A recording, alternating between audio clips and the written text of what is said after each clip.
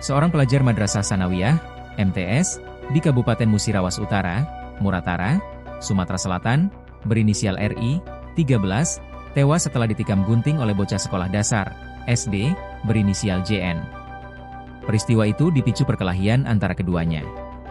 Sekretaris Desa Paus 1, Dery, mengatakan kejadian terjadi sekitar pukul 12.30 WIB di Dusun 2, Desa Paus 1, Kecamatan Rawas Ilir, Jumat, 8 Agustus 2025. Betul kejadiannya seperti itu, korban meninggal dalam perjalanan ke puskesmas.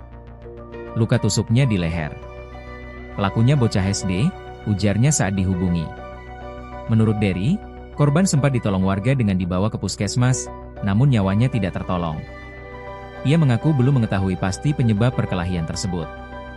Kondisi dusun waktu kejadian sedang sepi karena warga masih salat Jumat sehingga tidak ada yang melerai, katanya.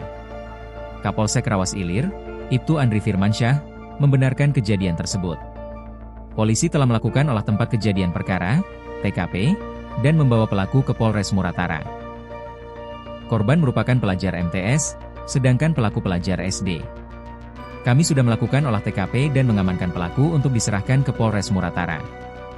Motifnya masih didalami, ujarnya.